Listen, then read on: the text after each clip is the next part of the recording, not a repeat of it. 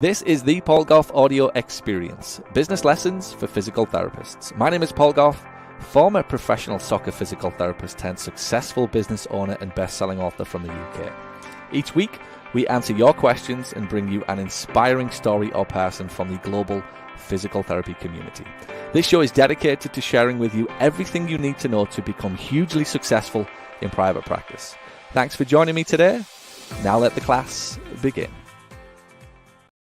All right. So here we are, another episode of the Physical Therapy Business School podcast. It's exciting to be here. We've got a very special guest today as well, all the way from California, and we're going to get into what is, I believe, one of the best success stories of the physical therapy community over the last 5 years, maybe it's 10, maybe it's longer. We've got Kevin Vandi with us, and we're going to talk to Kevin very shortly. Competitive Edge PT. He's the founder of Competitive Edge PT and Competitive Edge franchise. So we're going to talk about both of those success stories. But first, let me say hello. If you are listening live, it is great to see you. We've got people coming in on Facebook, and we've got people on YouTube live. We've got people on LinkedIn live. I can see coming in as well. Feel free. It's very interactive. You can answer or ask your questions, and myself and Kevin will do our best to answer them for you. We're in England, or I'm in England. Kevin's 8 hours behind in San Francisco. And right now, there's not many days that I can say this, but it's probably hotter here than it is in most places in the United States. England is 100 degrees right now, and it is in meltdown. It is hilarious. We've had flights cancelled because the tarmac on the runway is melted. So quite literally, the runway is melted. Trains have stopped. Schools have stopped. Sports have stopped. Like everything stopped except the Paul Gough enterprises. We're all at work. Everybody else is in beer gardens and in the pub. But we're having the time of our lives. But it is great to be here today. And just a quick mention as well, obviously for people listening on the podcast.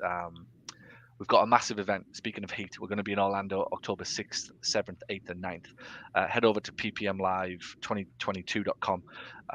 Don't miss this. Tickets are selling very, very quickly. I think we're past 70% capacity already for the main room. We're going to get 300 of you together. I know Kevin's going to be there. As are many of the top most aspiring PT practice owners, not just in America, but in Canada, in the UK, in Ireland. Where else have we got? Abu Dhabi, Denmark, and Spain coming over as well so far. So we're going to have a pretty cool, and Australia. We've got somebody coming over from Sydney, so hope to get one or two more over from Sydney. Damon John is live on stage, as is James Lawrence. James Lawrence, the toughest human on the planet, 50 triathletes, 50 triathlons, 50 states, 50 days. And Damon John, just for me, probably the best of the sharks. I love Kevin O'Leary, but Damon is pretty cool. So head over to ppmlive22.com and make sure you get your ticket. Right now is the cheapest time to get a ticket for the event. They go up, the prices go up regularly. So head over to ppmlive22.com and register for your seat, and we'll see you in person. Everything's in person, as are the speakers, live in Orlando. In October, where it will be probably just as hot as England. Do you know, it's funny. Everybody says to me, Kevin, it's all right for you. You'll be used to this. And I say, no. We have this thing called aircon in the United States, which hasn't made its way to England yet. And this is the freak once every 10-year weather where nobody's ready for it. And we're all paying the price for, I must have drank 5 bottles of these water. It's on all the news over here. Is it really? London's sweltering. Yeah. It is. It's funny. Like, I mean, I love England, right? You know, I do. Obviously, I live in 8 months of the year in Orlando, and I spend some of my time here in the summer. And I love it. But we're just not ready for anything. Like anything that's extreme. If we get snow, country stops. If we get extreme sun, country stops, because we don't get it regularly. Obviously, nobody's ever prepared for it. So it's like when it rains in California. Correct. Yeah, you guys are just not ready for it. The car crashes, there's meltdowns, there's what is it? I remember being in California about 4 or 5 years ago, and Andrew Verton, Andrew, a clinic owner in where is he? Aliso Viejo area, so just kind of north of San Diego. And he said to me, Paul, drive carefully, right? I said, why? He said, there's a storm coming. And I was like, okay. So I was a bit naive to kind of this, this Californian storm thing, right? And I was like, all right. So I'm driving along the freeway and I'm thinking, when's this storm coming? I mean, my windscreen wipers were going a little bit, kind of certainly not full tilt. And when I got to the clinic, he said, like, how was the weather? And I said, well, what weather? He said, the rain, like the storm. I was like, what storm? I said, it like, it sprinkled my windows a little. I said, but there wasn't really any, any severe storm. And anyway, in his eyes, that was a storm. And he said, did you notice that the freeways were empty and nobody was out? And I was like, gee whiz, these Californians, they've definitely got third world problems. Definitely got third world problems. But you guys get much bigger problems in these bloody earthquakes and various things that go on over there. I guess we all have our battles. Correct. I was just going to say, again, I always say this to the Brits, be very careful what you're whinging about, because we have none of that stuff. Do you know what I mean? Anything that goes wrong here in England right now because of health is like, it's in the stupid column. You're in places that you shouldn't be. Whereas obviously in certain parts of the world, doesn't matter where you are, it's like, it's gonna do something, and you really don't have much choice if it comes. So I do say that to the Brits, that we're very, very lucky that we don't have to worry about the hurricanes and earthquakes and all that, tornadoes and all that type of stuff. Just the 2 days of 100-degree heat that brings us all to meltdown. But Brits being Brits, Kevin, we spend the other 363 days a year whinging about how cold it is. So yeah, my family does it on the East Coast too. If it's like, when it's not snowing, where's the snow? And the second it snows, there's too much snow. Yeah. I love it.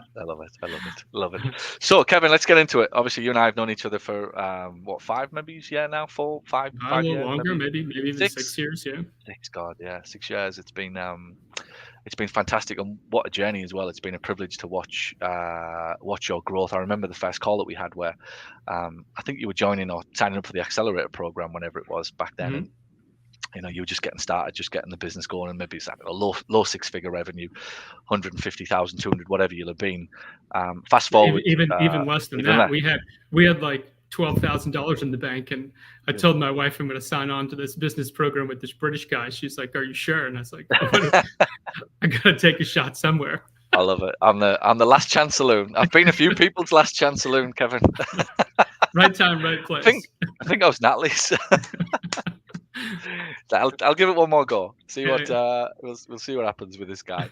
But yeah, it really has. It's been a pleasure and a privilege to watch the growth of 100, low 6-figure business right the way now to a 7-figure all cash business, which I've never really looked at it, because I never really wanted to kind of make that big of a thing. But I would, if you pushed me, believe that you would be the first, certainly of the clients that I've been able to sort of guide or just help, mentor, whatever you want to call, that have gone from almost zero to $1 million in cash business in 1 year, if you like.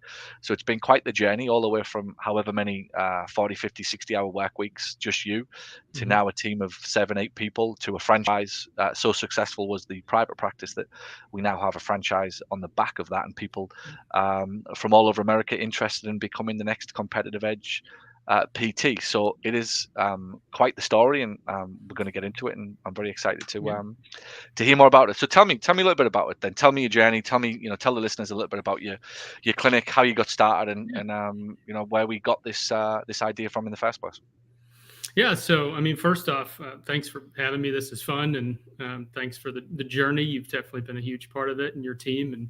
And definitely without CEO and things, I wouldn't probably be where I'm at today. But, the idea started, I worked as a, standard PT in a pretty busy practice. But then I ended up seeing Chris Powers talk, who basically he ran a biomechanics lab down in Los Angeles, and my mind was blown to the fact that you could have this cool technology in a practice, force plates and 3D sensors and cool treadmills that measure forces. And for me, like, my brain lit up and said, that sounds amazing. Like, I can't imagine doing anything else.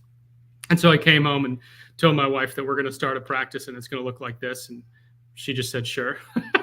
We had talked about owning a business for a while, and she was like, this is the spark you needed. Like, you didn't want to open a standard practice. And so from there, traveled around the country, learned from different running biomechanics experts, different like gait lab experts, invested in the technology, messed it up a bunch of times, figuring out how to make it from like lab, like recording technology and downloading data, and making it so like clinical and data centric, to making it client centric for a great experience. And that was really what tipped the scales going forward, was learning the systems, learning the marketing, learning how to write direct copy to clients, not going to doctors, And really through the journey, it's just been a learning process of how to make that better and better and better for client experience and buy-in. And it's been amazing, and it's been a fun journey. But yeah, it started just from hearing him talk and realizing that there's a different way to do physical therapy, not just the standard, room in a gym. What as you've got going now then, so we're 6 years in, best lessons so far? Simple as that. As we've got started, what's your best lessons? Best lesson out the gate, I would say people. Like the only way you're going to scale and leverage is hiring the right people.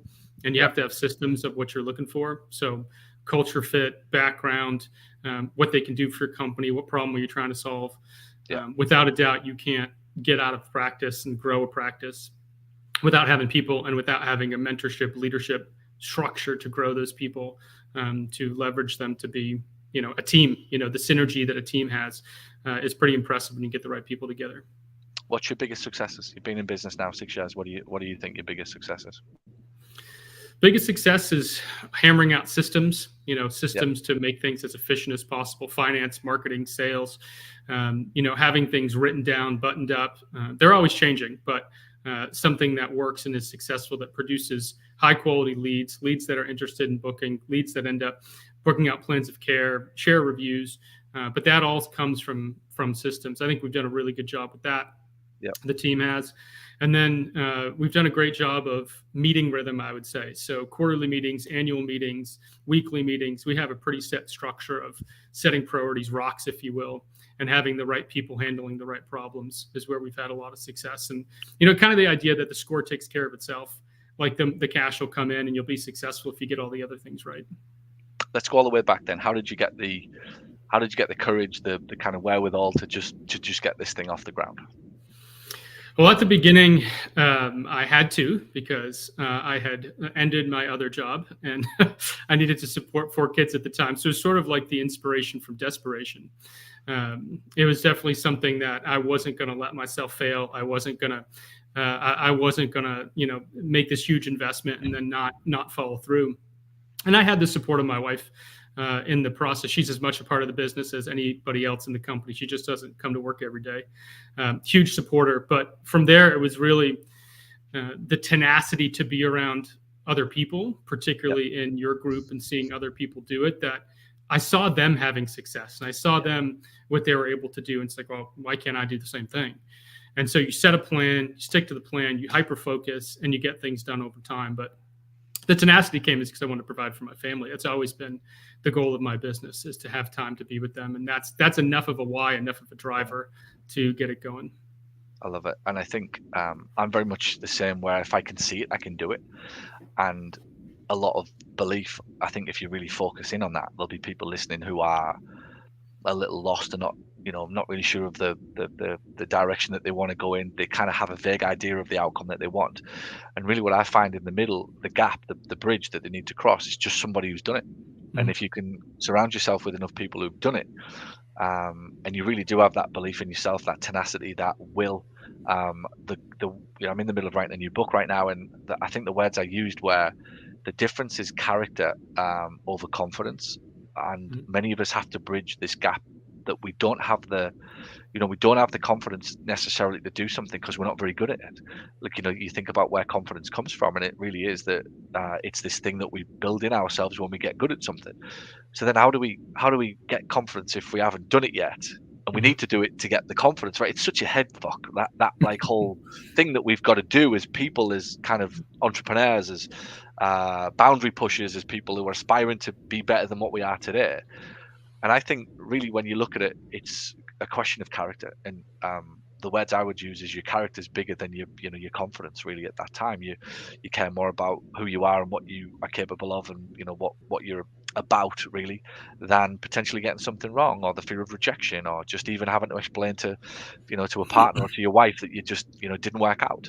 If your character is strong enough and your character is big enough, I think that's more important than you kind of even your confidence at that level, and the belief in yourself is what gets exposed. I would say too, like even as the business has grown, like different challenges have come up, and the things you previously crossed off the list as well, like I got that nailed down, the new challenges come up. And I think the key is continually make yourself uncomfortable, like put yourself in situations when you're the little fish where You're still learning, you're still growing. And someone said it, they said, yeah, you can be wrong 50% of the time and still make a fortune. And I really like that quote because it's like, just fail a bunch, just do it. Like stop like dilly-dallying and just go do it and learn in the process. Because if you don't fail, you don't know what you need to learn or what comes next. So I'm going to push you on a couple of different phases of your business. I'm going to make this really specific. So you've gone all the way to $1 million in cash, 0 to 300.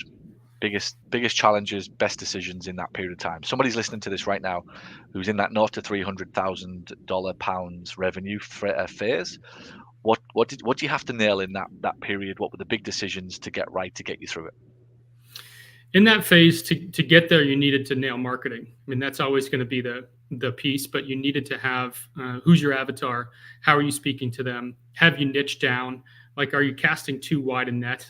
Which I did at the beginning, was like this performance and weightlifting and running, and it was all over the map. And then we really hyper focused on the running community, and that's really what allowed us to speak the right way to get to that point.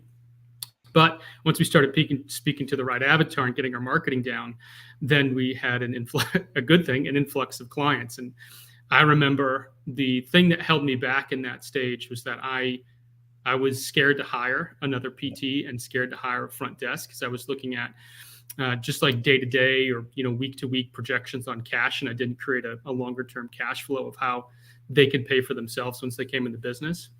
I think the thing that tipped the scales for me was once I got an admin, that freed up a lot of my time that I was doing with financial stuff and tracking and calls, and that allowed me to be more productive. That then got the cash to bring in the PT. But it was really a financial literacy problem, not so much like I knew I needed to do it, but I needed to see the cash to make it happen, because I knew finances were still paying for my family.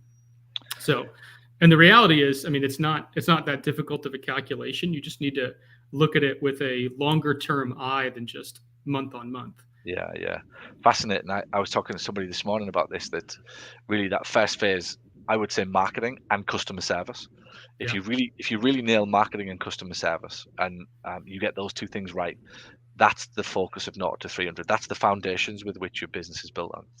Then to get into the next phase, this 300 to 900, I'll come on to your your thoughts on it, but you touched on it, is that finance bridge. And I think, as I've again worked with clients over the years and watched this, why do they get stuck? Why can't they make that next big decision? And you find that round about that 300 grand mark, the expenses to go next, you've got to hire somebody or two, you've got to possibly increase the premises, you've got to spend more on marketing. And it really is a cash flow issue. It's like you said, a financing issue. It's not necessarily the marketing's not working issue. It's that I haven't allowed for the time that it takes for the dollars to go out, i.e. the soldiers to go for a fight, if you like, and then the 6 months it takes to win the war and actually come back, from putting money behind Google to then getting the lead, then doing the follow-up, getting that first treatment. And especially if clients are insurance-based, as you know, it could take anything up to 6 months from that initial lead coming through the door to the check it in the bank 6 months later from Bupa or Medicare or whoever.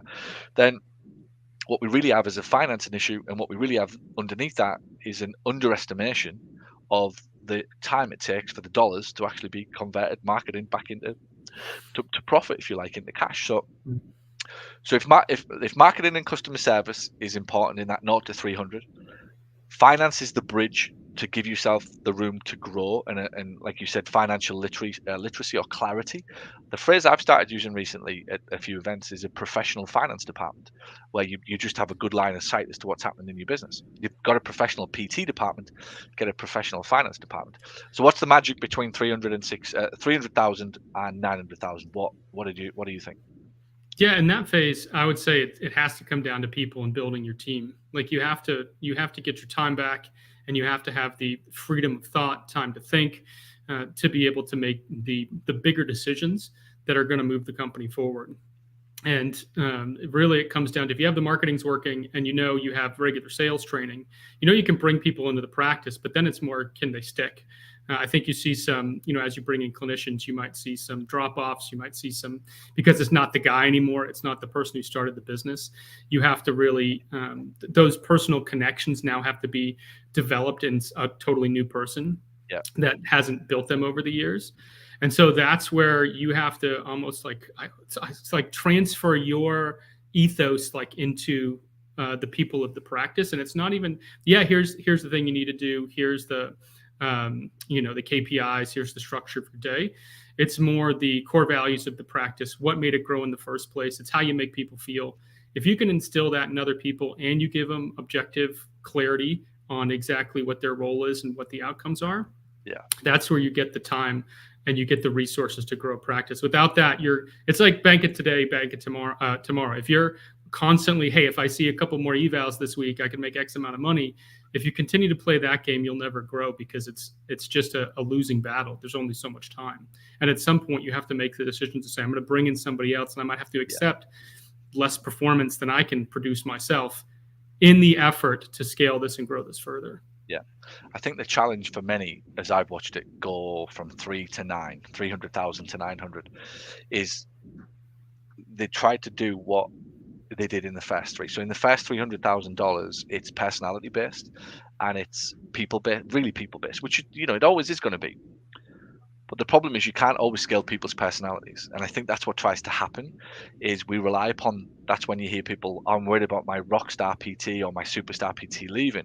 What they're really saying there is they're worried about their personality walking out the door, and if you pushed me on it, and I hope nobody's listening, but if you kind of pushed me on it and you said, right, who would be the one I would be worried about? The only one I'd be worried about leaving would be the marketer of the company, because really the responsibility for the lead generation and the customer generation falls upon the marketing department's door. And if my marketing and sales process works, then I really don't have to rely upon the personality of any individual. And I always say the idea is, if Paul Gough Physio Rooms can survive without me touching a patient for 9 years and still make money to this day, literally like right down below me is patients walking in and out of an office. If it can still make money to this day, it doesn't have to rely upon any individual and any personality. And I think that's where, again, I think people are trying too hard to rely upon personalities, which is fine. I'm not saying don't put personalities into businesses. I'm not saying don't hire good, fun people. I'm saying what you need in the end is a process-driven business.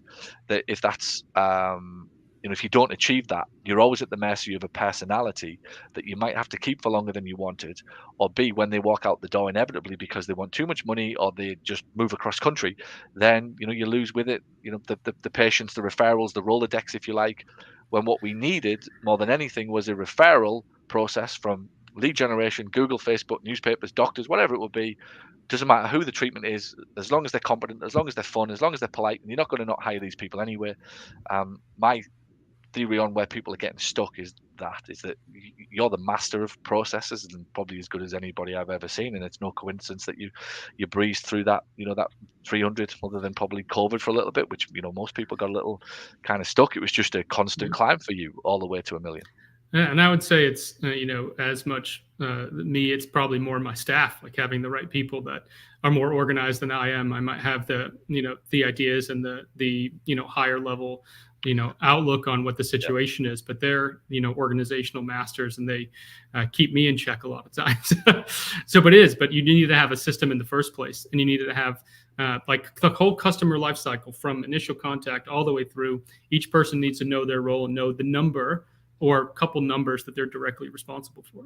Yeah, I love it. So what levers to move to change those numbers? What's the challenges? What have you run into as you look to be less involved in the business? The challenges are always one, legacy clients, people that I've had literally since day one that know my family, know my kids. I think that personal connection sometimes is so strong that you don't know if someone wants to change because they're so attached to you. But we've navigated that through multiple conversations, sending them emails about the growth of the practice. Really, I think someone at CEO said it, that really they're as excited about the growth of competitive edges as I am, because they were there when it was one table and a squat rack and not much going on, and they've seen it grow and see the family grow. And I think as long as you tell that story, I think things are okay. But that's an initial struggle. But then, as you begin to step out, I think my thing becomes, what are the priorities of everybody else that needs to replace what I was doing within the clinic and replace, the things that I was managing. So ops manager, people need to have more decision autonomy. So here's the outcome. if you need a big decision made, I'll make it. But in general, to go faster, you guys can make these decisions, and we'll talk about, whether it was a good decision, a decision that maybe could have been different, and creating that decision autonomy and what are the boundaries to it so that the company can move faster. I think those are the places we've worked on as a team to make that happen. Did you notice any change in staff then as you started to pull out? Obviously now you're working on other projects, you've got the franchise opportunity, you're not in the office as much, your attention isn't there maybe as much as it was when it was your only baby. What about staff? Did you feel anything, notice anything there? I would say in the past we've maybe had some situations where previous staff that I didn't set the expectation correct, that they maybe saw me pulling out as working less hard or not contributing to the hard work at the practice. I think that might have been the case. And I think this time I've had staff around 3-4 years, and they've seen, what we've been trying to do and seeing that the practice growth potential and really we have this such a cool business that we want to share with the world. And they see that, and they know that the only way that's going to happen is if I get some time and they, we can all work together with me having a level head and being able to make connections. And so they see the vision. I think that was my learning. Yeah. I needed to share that in a better way, rather than, hey, I'm going to be quote unquote working from home. I mean, I'm always working. That's ridiculous. But I think people thought like, well, what's Kevin doing? Is he at his house? Is he, and I think that's where my confidence, my ability to sell the vision, and then honestly, just an amazing staff of people, just great people that are there that support me, that see my family, that see where the practice can go, that the buy-in that, we're doing something special. I think that's really the magic that happens over time. And it's just me being a better communicator, learning how to do that over time. I've just wrote this down. I think there's one word that goes with, and this is massively overlooked and should be spoken about a bit more. But when a practitioner wants to step back from patient care, the word is guilt. They feel guilty that they're not doing anything, or that somebody's looking at them thinking that they're not doing anything, or that now they're having to explain to their wife or their husband or partner why they're not treating patients anymore. What do you mean you sit in an office now? What do you mean you can work from Starbucks? What do you mean you can go to the beach? What do you mean you can go to a library and just kind of work wherever you want? You're thinking. And this is the bit, right? But it's valuable. Well, there's nothing more valuable. All of your life, the quality of your life is resembling the quality of your thinking, right? No wonder most people's lives is a shit show, right? If I'm allowed to say that, because there is no thinking going on. It's just busy. Yeah. Absolutely. There isn't any time for thinking, like quite literally, and I'm not being disrespectful. I know that because people are making bad decisions day after day after day, and the quality of their life, whether they'll admit it privately or publicly, the quality of people's lives, if you push most people, it is not where they want it to be, and it is representing really the outer world. The conditions of their life is just a reflection of the thinking that's going on. And I think it's an important topic for people listening to understand that as you grow the business, you've got to get over that feeling of guilt very, very quickly, because the highest value work that you'll ever do as a business owner is thinking. Now, you can't leave it at the thinking level, and you've got to come in and execute. But really, the thing that will separate you from your competitors is your creativity, and your creativity comes from your thinking. And I remember when I left private practice, left care basically, and I'm probably in this building, right? So my Hartlepool office is downstairs, and I'm on the floor here with all my now media business staff, and they're all coming and going. But I look around and I think, God, I had a little office in that area there. It didn't look anything like this today. There's all our KPIs on the board here behind me. The patients, Vicky would often be asked, "Where's Paul?" "Oh, he's upstairs." And I'd come in and I'd say hello sometimes because I was needing something from the office downstairs, and they'd be like, "Oh, what are you doing upstairs? You come down to get another coffee, put your feet up," and that's what they think you do, right? Because that's the way that they just believe. What's the old adage is, you have to work hard if you want to make it in this life. It's like you don't. Like there's a little bit of grunt work goes on at the beginning, but it's actually you want to think hard and then do a little bit of the kind of whatever the thinking generates. And I do think from a business owner, most of the businesses that I've watched get stuck, who can't step back from care, they have what I would call an identity crisis. That all of a sudden they can't cope with their new role. The role that they know as a PT is the only one that they know, and it creates drama and it creates conflict in their life because they know it. They know that role, and if you take that role away from them, they don't know what to do. Like they don't know how to live. Their identity is wrapped up in being a PT, and even though the income potential as a business owner or as a CEO is 10 times, and the freedom potential is 10 times bigger than ever any PT or any chiro or any insert the blank dentist can ever get from treating patients all day, there's a reluctance. There's a reluctance to do it. I think, during that transition, as you learn, you're probably doing, you should be doing a lot less tactical stuff, but it's not nearly at the beginning as gratifying because you're not checking as many daily task boxes. But the things you are doing are much bigger, and they might require multiple days of thinking, multiple steps, and the end result is much better. But in the moment, it feels like, well, that hour, you see a patient, you have a tactical result. And I think you just have to change your strategy, your mind, from thinking very tactically to thinking strategically. And that is a transition as you move over from direct care. I think the big one as well that we have to get over always is we get used to every 30 minutes, 45, 60 minutes, however long your sessions are. You're used to generating a charge.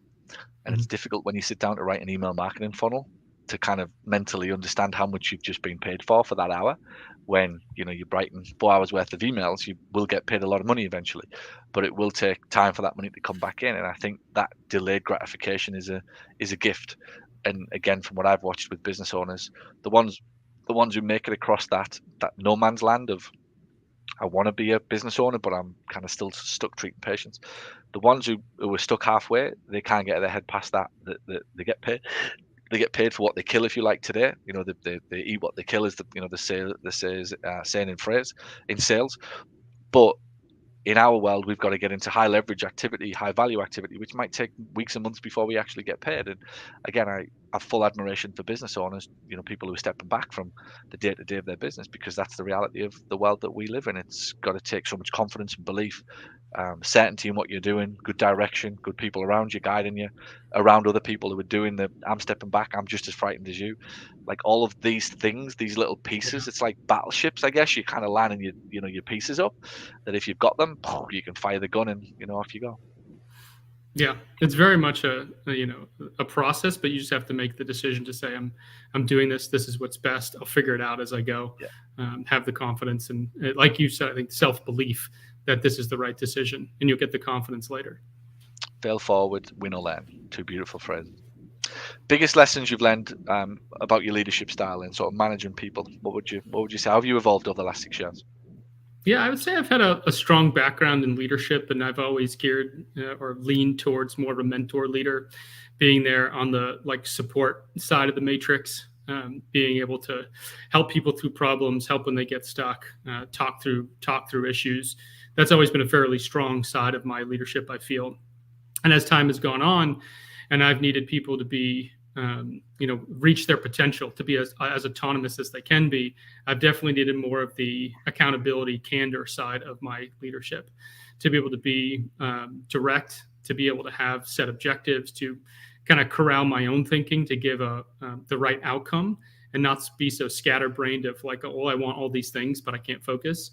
Yep. And so as you get great people on your team, and as you develop systems operating within that system to make sure that you're setting the direction of the ship, you have the right outcomes in place, and then you have the right accountability and scorecard conversations to make as much success as possible. So I think that's where my leadership has had to change over time, is giving people the trust, the autonomy, letting them do more in the business, things that typically, I would be initially terrified to not touch, things like finance, putting money in the bank account, moving money around, but having the right systems and people to say, no, that's something that you can do that, is going to free up my time in this area of the business. But yeah, it needed to move more towards the accountability, candor, but still with high support, high challenge, high support. Learning that balance, I think, is something that takes time, but you just have to get at it. And one-on-one conversations, staff meetings, quarterlies, annuals make a huge difference in keeping everybody rowing in the same direction. 3 things I'm going to push you. Give me 2 or 3 things what are the attributes, skills, or just characteristics that you think make the best business owners? What do you need? Integrity. You just have to do what you say. I don't like the phrase do as I say, not as I do. Walk the walk, be there with your team. I think you have to have tenacity. You definitely have to be willing to push when you need to push, but also the tenacity to seek out experts, seek out mentors, seek out continual learning. identifying yourself as a lifelong learner versus someone that says, I could say, well, hey, I've been successful, I'm good here, Yeah. but that's not going to satisfy me for the rest of my life. And, I'm looking for the next challenge. And honestly, I think the last part is you have to have trust. I think you have to trust the people around you. If you're always scared that someone's trying to stiff you, or people are out to get you, or people aren't going to be as good as you, or the situation they're treating is not going to be as good. If you don't have that trust, there's no way that you're going to be able to develop a team that's going to give you the freedom to grow a business. And honest conversations, good conversations, supporting people when they need it, pushing people when they need it. I think that all comes from having a trust-filled relationship. Fantastic. Yeah. And I think all roads lead back to trusting yourself. Definitely. That the ability to trust somebody else comes from the ability to trust yourself. I always remember, I love your story about learning as well. And you can just tell, I do think life is, it's, there's challenges and there's certain things go on, and, health issues that are just going to strike you from behind or blindside you. Like, take all of that off the table. Other than that, I think people make it a lot more difficult for themselves because they just don't commit to learning. And, there'll be people listening to this podcast who for 10 years have done their own thing and haven't done much, and really haven't been around smart people, and, haven't really committed to growth genuinely. And yet the people that are winning in business, they've got one thing in common: they're committed to learning. It isn't just at the podcast level, at the book level. It's I'm going to action some of this stuff. I'm going to make some mistakes. I'm going to eat some crap. I'm going to get my heart broken. I'm going to fail forward. I'm going to smash into a wall that I didn't even know was there, and I'm going to pick myself up tomorrow, and I'm going to go again. And it isn't really that difficult to spot the behavior patterns of the people who are successful. An example, a story a few years back, a member of my family saw me reading a book on confidence and said, why are you reading a book on confidence? You've got lots of confidence. I said, yeah, no shit, Sherlock. Like, could you guess why? Like, because I read about this stuff. So like, that's the reason I've got the confidence, if you like, because I'm studying it, and I'm like obsessing over it. If I want to be good at something, like, I want to know what other people have done. What is the best way to make your way forward? People always say learn from your mistakes. I'd wager that the best way to learn is not from your own mistakes, it's from somebody else's. Ideally, leverage somebody else's mistakes, not your own. Hence, be around other people. I love the value of CEO, and I said it actually last week on the present in my slides at Clearwater last week, in front of 150 of my own clients. I said, I love holding CEO because I've genuinely become a better business owner, because I get to watch the 10 people or 45 people, 12 people in a group or whatever it is every 3 months, and all of the mistakes that everyone's made. And I'm like, okay, cool, I'm writing that one down. And it's like, I get to look at it. But equally, we've all got that. I'm just kind of in the position to get paid to kind of watch everybody else to make the mistakes. But it's because of that we've all put ourselves in positions that we get to learn from other people's mistakes, and therefore we hopefully, when we fail, we either fail faster or we fail and get back up sooner. And we're all going to make mistakes, but that's really what separates us.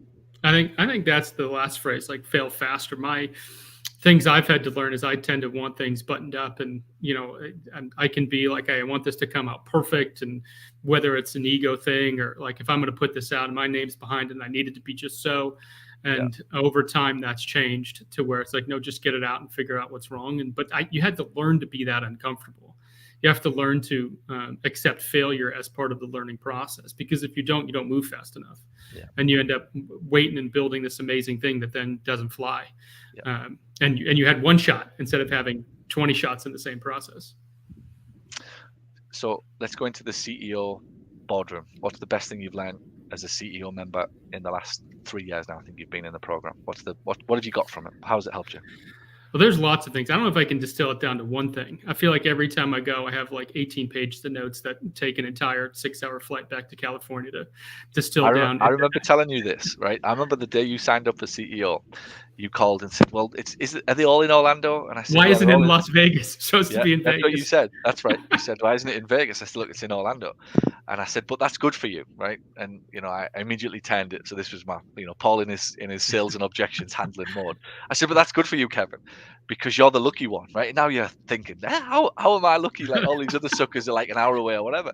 I said, you're the lucky one because you get all day the next day on a flight to be able to digest and summarize all of the things that you've just learned in those 2 days. And it's always the day after that is the most important in these meetings. Yeah, it definitely has been valuable on the flight home to have that dedicated, constricted time, if you will. You can't distract yourself too much. But in terms of lessons, I mean, there's lots. Systems for sure. I think if you don't have systems within your business, systems for sales, marketing, recruitment, hiring, KPIs, meeting rhythm, if you don't have that, there's no way you can scale a practice. You only have what you're able to push, really hard to do so. I think the other thing is knowing that you're the business owner, like just having confidence that this has to serve you and your family. If you're just in business to make money, that's not enough. You're going to drive yourself crazy and not have time. You have to create a structure where you're in the most optimal environment for thinking, learning, growth, potential, leading people, but also be able to go home at 5 o'clock at night, have dinner with the kids and not be a jerk and not be, thinking about, all these different things and distracted, but to be able to stay focused. Creating that life is within your control. The business does not have to control you. And then finally, I think I've said it throughout is leveraging people. I think that's the scariest thing people have is hiring your first employee and then, hiring maybe when the finances aren't exactly there yet, but the trust that the long game is going to win out. And getting that hiring process right takes time, but you definitely need to leverage the power of having a synergistic team. I think that's, if I had to distill those things, I think that's what got me from where I was to where I needed to go. Systems first, then the people, and then, the ability to trust them to push harder, make decisions. Fantastic. So I'm going to push you on this. What I think, and I said it earlier, is probably the most exciting franchise opportunity that I've seen, and I get wind of a lot of these types of things. So tell me about Competitive Edge PT and the opportunity for anybody listening to this podcast to potentially get on board with what you're doing. Look, there's no suggestion at all that you will also be a 7-figure clinic. However, it's the model is proven, right? And this is what I love about what Kevin has done. He's genuinely gone out there. He's built his own 0 to 7 figures, all cash practice around the running industry, and so successful has it been. And I've been in the room and kind of been around when this little idea was kind of introduced a few years back, that there was a clamor of people wanting to know how he did it and kind of get on board with what is happening over there. So we're at that point now, and people are obviously getting in touch, and I know you're kind of really starting to grow this franchise side of the business now. So tell us a little bit more about that, and then where people can get in touch and find out more information about it from you. Yeah, for sure. So Competitive Edge PT, it's a unique model in the sense that we have such a niche population in the running and sports community. And it's typically a place where you have to be at a research lab or you have to be part of a research university. And it's very lab oriented with the tech. And so they get the data right, but they don't get the customer service people side right. And what we've done over the years is we've really hammered out the marketing, the sales, the systems to be able to reach out to that niche population that are starving for data for analysis. I mean, that Apple Watch, Garmin Watch, everybody's tracking fitness data. Yeah. And we've been able to take that model and bring it into a cash-based physical therapy world where you're able to make PT fun.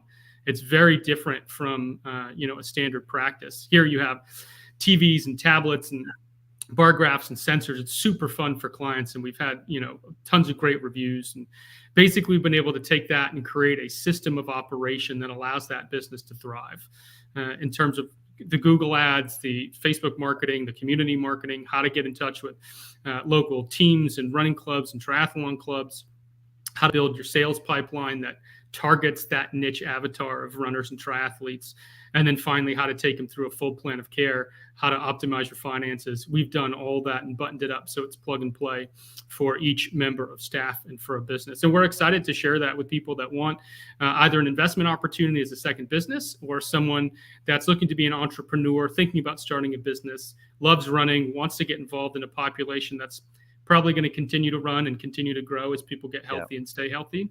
And they're looking for a way to go fast, not have to recreate the wheel, learn all the things I did, go all the conferences and spend the years growing a business. We have a plug and play model that can get you going fast and quickly. Plus, you're going to get the support of me and my staff. One of the reasons I want to do this is I love being a mentor for my current staff, but I also want to be a mentor to help other people grow their businesses.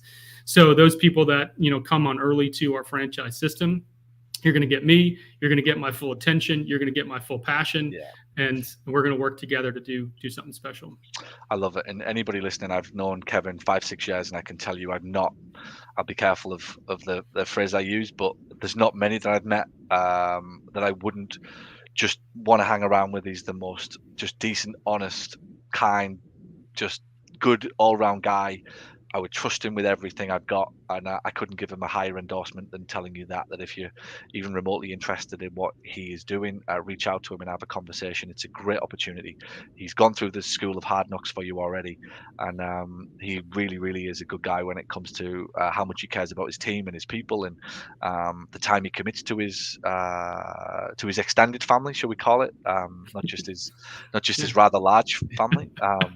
My family's also again, extended. I've also got to throw in that people might not have picked up on the fact that Kevin does all of this, travels all over the US to these events, and runs his own 7-figure business and a franchise, as well as raising 5 kids. That's my wife. She gets most of the credit. I would not be able to do it without her. But he really is a good.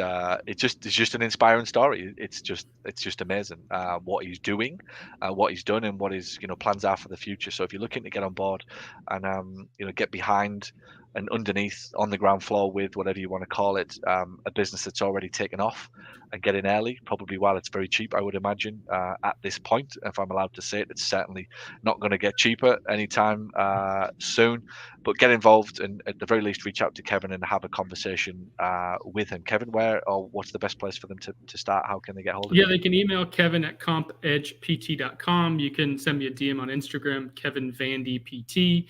You can, private message me on Facebook. Lots of ways to get a hold. Definitely we can share those in the notes. And if you want to meet me in person, a little plug for Paul, come to the event in October. I will have a booth. You can come, hang out, ask questions. I'd love to meet you all. Fantastic. Yeah, Kevin will be there talking about his franchise, but there as a student as well. And that's what I love about Kevin. He'll probably be running between the seminar hall and out the back. One eye this way, one eye that way. Is that right? You're bringing one of your children. You're bringing one of your kids. Yeah. Yeah, I want to bring Jack. Yeah, he wants. If the kids club is there, I think he's an aspiring entrepreneur. So I'm excited to bring him. Teach him about business. Involve the family with the growth of the practice. Absolutely, get him on the stall and talking to clients. Like get him talking to potential customers. You know what I mean?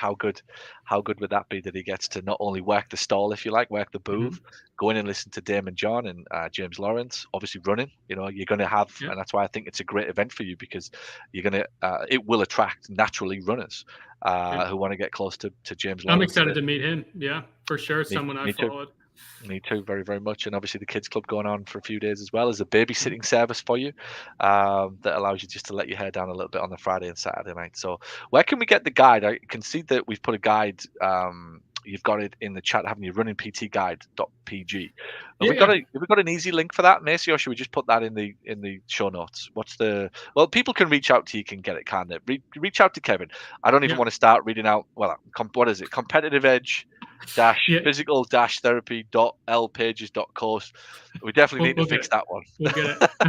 We'll fix that one, but just to know that if you are listening and you want just reach out to me. There's a guide basically on how I started a running based cash practice, and how you if you're interested in learning about running biomechanics and learning about creating that niche authority and niche expert level status in your town, that guide's going to help you get started. I'd love to send that over to you. Amazing. All right, Kevin, you're an absolute superstar. Congratulations. And I'm genuinely excited for what's to come for you over the next few years. Thank you very much, Paul. This is exciting. Thank you. Great to have you. Thank you. Cheers, Kevin. Bye.